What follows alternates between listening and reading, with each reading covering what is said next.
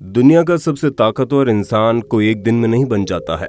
रूस के राष्ट्रपति व्लादिमीर पुतिन को फोर्ब्स मैगजीन ने दुनिया का सबसे शक्तिशाली इंसान बताया है।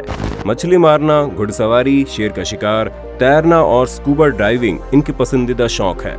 राष्ट्रपति व्लादिमीर पुतिन को देश का सबसे खूबसूरत पुरुष करार दिया गया है। एक नए कानून के मुताबिक पुतिन को 2036 तक राष्ट्रपति पद की दौड़ में बने रहने की योग्यता प्रदान करता है। आखिर इन्होंने एक जासूस से राष्ट्रपति बनने का सफर कैसे तय किया, आइए जानते हैं इस वीडियो में। इनका पूरा नाम व्लादिमीर व्लादिमीरोविच पुतिन है। रूसी राजनीतिज्ञ पुतिन का जन्म 7 अक्टूबर 1952 को सोवियत संघ के रूसी गणराज्य के लेनिनग्राद, जो वर्तमान में सेंट पीटर्सबर्ग के नाम से जाना जाता है, में जन्म हुआ था। पुतिन का परिवार सेंट पीटर्सबर्ग के एक अपार्टमेंट में 3 और परिवारों के साथ रहता था। अपनी बायोग्राफी में पुतिन ने लिखा है कि वो बचे हुए समय में चूहों को पकड़कर बाहर छोड़ने का काम करते थे। पुतिन रूसी मार्शल आर्ट सांबो के मास्टर हैं। पुतिन जब 18 वर्ष के थे तो उन्होंने जूडो सीखना शुरू किया था। उनके पिता का नाम व्लादिमीर स्पिरिदोनोविच पुतिन और माता का नाम मारिया इवानवोनवा शेलोमोवा था। इनकी मां फैक्ट्री मजदूर एवं पिता सोवियत नेवी में कार्य करते थे। उसकी माता एक कारखाने में काम करती थी। पुतिन को बचपन से ही कुत्तों से प्यार है और उनके पास से बहुत पालतू कुत्ते हैं। उनके पिता 1930 के दशक में पनडुब्बी बेड़े में सेवा करते थे और द्वितीय विश्व युद्ध के दौरान शत्रु को घात लगाकर हमला करने वाले दस्ते में भर्ती हो गए। युद्ध के बाद इन्होंने एक कारखाने में फोरमैन के रूप में काम किया। व्लादिमीर अपने परिवार में तीसरे बच्चे थे और उनके 2 बड़े भाइयों की बाल अवस्था में ही मृत्यु हो गई थी। पुतिन के नाना जी रूस के पूर्व प्रधानमंत्री व्लादिमीर लेनिन के यहाँ खाना बनाने का काम करते थे। पुतिन को खतरनाक स्टंट के लिए भी जाना जाता है। अगस्त 2010 में पुतिन ने वेस्टर्न रशिया में लगी आग से सैकड़ों लोगों को बाहर निकाला था। उन्होंने विमान से आग बुझाने का काम भी किया। हाल ही में रूस के राष्ट्रपति व्लादिमीर पुतिन को देश का सबसे सेक्सी पुरुष घोषित किया गया है। 2000 लोगों पर किए गए सर्वे में 68 साल के पुतिन को देश का सबसे खूबसूरत पुरुष करार दिया गया। अगर आप रूस में हैं तो फिर आप यहाँ पुतिन के नाम की वोदका से लेकर पुतिन की फोटो वाली टी-शर्ट तक खरीद सकते हैं। सन 1975 में पुतिन ने लेनिनग्राद राजकीय विश्वविद्यालय से स्नातक की उपाधि प्राप्त की और फिर केजीबी में काम करना शुरू किया, जिसे वो सन 1991 तक करते रहे। केजीबी में थोड़े ही समय में उन्होंने लेनिनग्राद में विदेशियों और वाणिज्यिक दूतावास के अधिकारियों की निगरानी का कार्य किया। व्लादिमीर पुतिन का केजीबी ज्वाइन करने की कहानी भी फिल्म जैसी है। पुतिन जब छोटे थे तब उन्हें फिल्म देखना बहुत पसंद था। उन्हें जासूसी फिल्म देखने का बड़ा शौक था। वो इन फिल्मों से इतना प्रभावित हुए कि 16 साल की उम्र में वो रूस की गुप्तचर संस्थान केजीबी के ऑफिस पहुंच गए। वहां के ऑफिसर से उन्होंने बोला, मुझे ज्वाइन करना है। केजीबी के अफसरों ने मजाक समझकर उन्हें बोला, बच्चे जब आप बड़े हो जाए तब आना। तब तो पुतिन वापस चले गए, लेकिन इस बात को वो नहीं भूले। 7 साल बाद जब उन्होंने 1975 में अपना स्नातक पूरा किया, उसके कुछ दिनों बाद ही उन्होंने केजीबी ज्वाइन कर ली। उन्होंने 16 साल तक केजीबी में अधिकारी के रूप में काम किया, जहां वो लेफ्टिनेंट कर्नल के पद से 1991 में सेवानिवृत्त हुए। सन 1990 में पुतिन को लेनिनग्राद के मेयर के सलाहकार के रूप में नियुक्त किया गया। उन्होंने अपना राजनीतिक करियर यहीं से शुरू किया था। 28 जून 1991 को वो सेंट पीटर्सबर्ग महापौर कार्यालय की विदेश संबंध समिति के प्रमुख बने, जहां उन्हें अंतर्राष्ट्रीय संबंधों और विदेशी निवेश को बढ़ावा देने की जिम्मेदारी मिली। पुतिन की अध्यक्षता में ये समिति व्यापार उद्यमों का पंजीकरण भी करती थी। 1994 से 1996 तक पुतिन ने सेंट पीटर्सबर्ग में कई अन्य राजनीतिक और सरकारी पदों पर कार्य किए। 1996 में मेयर अनातोली सबचाक के चुनाव हारने के बाद उन्होंने पुतिन को मॉस्को बुला लिया, जहां वे राष्ट्रपति बोरिस येल्त्सिन के प्रशासन कार्यालय में काम करने लगे। मार्च 1997 तक वो इस पद पर बने रहे। 26 मार्च 1997 को राष्ट्रपति बोरिस येल्त्सिन ने पुतिन को राष्ट्रपति प्रशासन का उप प्रमुख नियुक्त किया, जहां वो मई 1998 तक बने रहे। इसके साथ ही जून 1998 तक वो राष्ट्रपति संपत्ति प्रबंधन विभाग के मुख्य नियंत्रण निदेशालय के प्रमुख भी थे।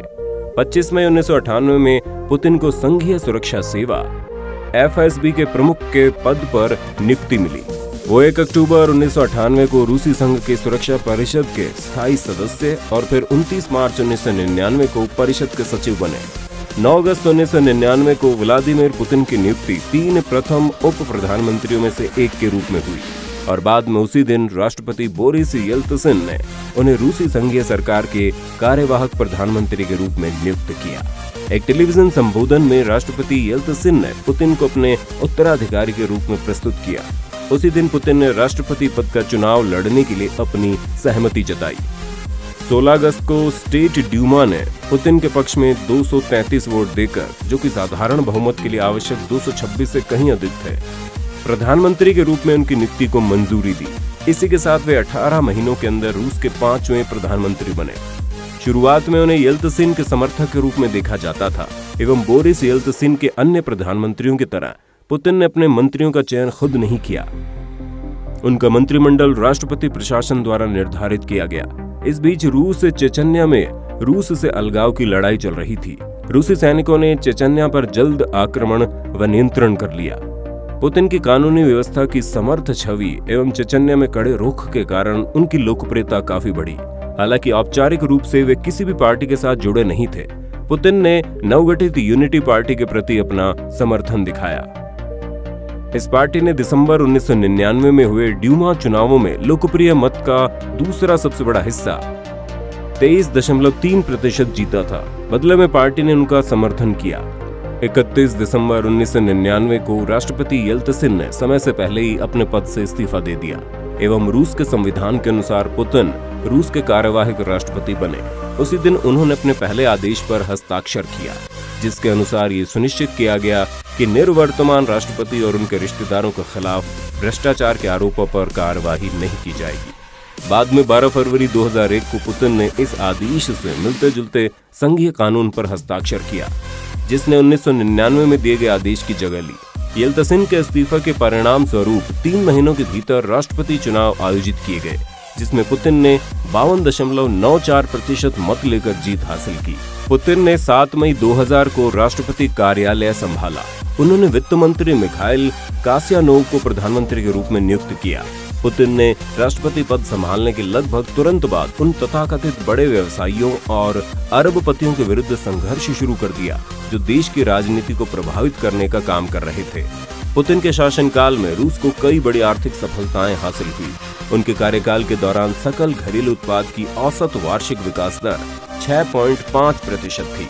रूस पर जो विदेशी ऋण था उसमें कमी आई और विदेशी मुद्रा भंडार में वृद्धि हुई।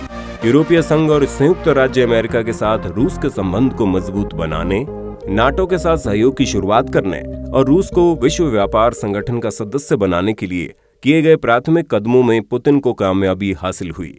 इस अवधि के दौरान पुतिन की छवि बिगाड़ने वाली कुछ घटनाएं भी घटी। पनडुब्बी कुसर्ग के डूबने की घटना को संवेदनशील ढंग से न संभाल पाने के कारण उनकी आलोचना हुई। अगस्त 2000 को इस पनडुब्बी के डूबने से जब उसमें सवार 118 नाविक मारे गए थे, तो पुतिन अपनी छुट्टी बीच में छोड़कर वापस नहीं आए थे। छुट्टी से वापस लौटने के कई दिनों बाद भी उन्होंने घटनास्थल का दौरा किया। 2002 में जब चेचन आतंकवादियों ने मॉस्को के एक संगीत थिएटर पर कब्जा कर लिया, तो आतंकवादियों के विरुद्ध विशेष कार्रवाई करते समय 129 दर्शक मारे गए थे। पुतिन के आलोचकों का कहना है कि उस कार्रवाई के दौरान आम लोगों के जीवन से खिलवाड़ किया गया था और क्रेमलिन द्वारा वास्तविक जानकारी को आम लोगों से छुपा कर रखा गया। तब रूसी प्रेस में और अंतर्राष्ट्रीय मीडिया में कईयों ने चेताया कि इस घटना से राष्ट्रपति पुतिन की लोकप्रियता को गंभीर रूप से नुकसान होगा। इसके बावजूद घेराबंदी के समाप्त होने के पश्चात इन अटकलों को गलत साबित करते हुए रूसी राष्ट्रपति पुतिन की सार्वजनिक स्वीकृति रेटिंग ने रिकॉर्ड स्तर छुआ। रूस की 83% जनता पुतिन और इस घटना के संभालने के उनके तरीके से संतुष्ट थी। 2003 में चेचन्या में एक जनमत संग्रह आयोजित किया गया, जिसमें एक नए संविधान को अपनाया गया। इस संविधान के अनुसार चेचन्या को रूस का हिस्सा घोषित किया गया। चेचन्या में संसदीय चुनावों और एक क्षेत्रीय सरकार की स्थापना के साथ हालात धीरे धीरे स्थिर हो गए। सन 2004 में 71% मतों के साथ पुतिन दोबारा राष्ट्रपति पद के लिए निर्वाचित हुए।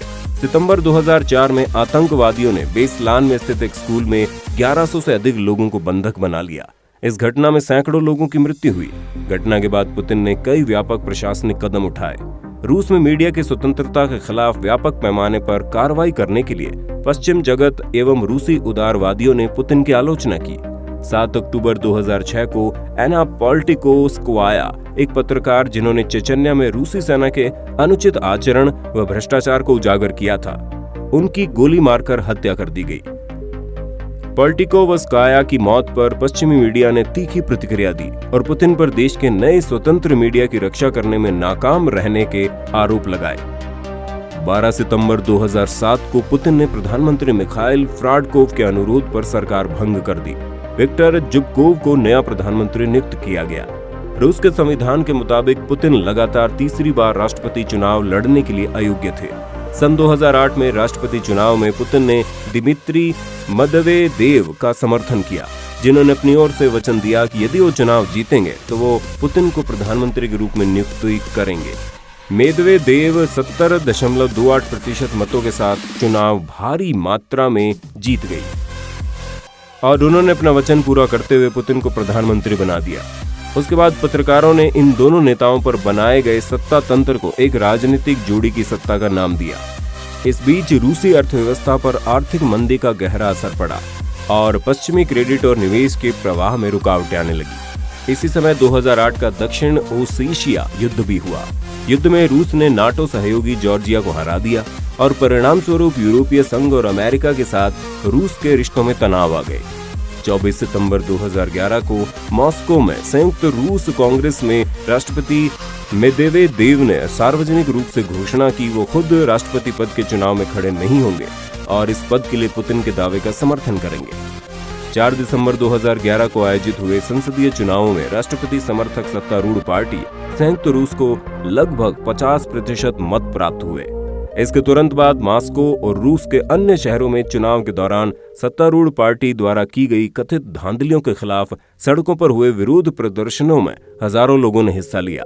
ये पुतिन के समय का सबसे बड़ा विरोध प्रदर्शन था। प्रदर्शनकारियों ने पुतिन और संयुक्त रूस की आलोचना की और चुनाव परिणाम के विलोपन की मांग की। बदले में पुतिन के समर्थकों द्वारा कई रैलियां आयोजित की गई, जो कि विरोध प्रदर्शनों से अधिक व्यापक थी। 4 मार्च 2012 को पुतिन ने 63.6% मतों के साथ 2012 का राष्ट्रपति चुनाव पहले ही दौर में जीत लिया। 2018 में हुए राष्ट्रपति चुनाव में पुतिन ने 76% वोट से अधिक के साथ जीत हासिल की। अतः वह अपना राष्ट्रपति के रूप में चौथा कार्यकाल जारी रखेंगे। उनका नया कार्यकाल मई 2018 से प्रारंभ हुआ है। 28 जुलाई 1983 को पुतिन ने कैलिनिनग्राद में जन्मी लेनिनग्राद स्टेट यूनिवर्सिटी की एक स्नातक छात्रा और पूर्व फ्लाइट अटेंडेंट ल्यूडमिला शक्रेवनेवा से शादी की। व्लादिमीर पुतिन और उनकी पत्नी ल्यूडमिला ने 6 जून 2013 को शादी टूटने की घोषणा की और वे दोनों अलग हो गए। पुतिन और उनकी पत्नी की 2 बेटियां हैं, मारिया पुतिना और येकातेरिना पुतिना। 2007 के विधायी चुनाव के दौरान जारी किए गए आंकड़ों के मुताबिक पुतिन के पास बैंक खातों में लगभग 37 लाख रूसी रूबल यानी $1,50,000, एक अपार्टमेंट, सेंट पीटर्सबर्ग बैंक के 260 शेयर और पिता से विरासत में मिले 1960 के दशक के 2 युग वोल्गा M21 गाड़ियां हैं। हालांकि 2012 में पुतिन ने 36 लाख रूबल यानी $1,13,000 की आय की घोषणा की थी। राष्ट्रपति पुतिन की संपत्ति के बारे में कोई ज्यादा नहीं जानता, लेकिन कहा जाता है ये $46 बिलियन की है। खबरों के मुताबिक पुतिन के पास 20 बंगले और महल है। उनका एक बंगला जो बन रहा है उसकी कीमत $750 मिलियन है। पुतिन रूसी भाषा के अलावा जर्मन अच्छी तरह बोलते हैं। राष्ट्रपति बनने के बाद माना जाता है उन्होंने अंग्रेजी सीखी। पुतिन को जर्मन बोलने में महारत हासिल है, लेकिन उन्हें अंग्रेजी से घबराहट होती है। पुतिन मानते हैं कि अंग्रेजी में बात करने को लेकर उन्हें बहुत ही घबराहट होती है। एक बार उन्होंने खुद इंटरव्यू में कहा था कि वे सबके सामने अंग्रेजी में बात नहीं कर सकते। हालांकि औपचारिक वार्ता के लिए वो अब भी दुभाषियों का सहारा लेते हैं। पुतिन ने 2003 में बकिंगम पैलेस में राजकीय रात्रि भोज के दौरान महारानी एलिजाबेथ द्वितीय की मां की मृत्यु पर अपनी संवेदना प्रकट करते हुए पहली बार सार्वजनिक रूप से अंग्रेजी में बात की। इन्हें कई सम्मान एवं पुरस्कार मिल चुके हैं। तो दोस्तों, ये थे रूस के राष्ट्रपति के बारे में जानकारी।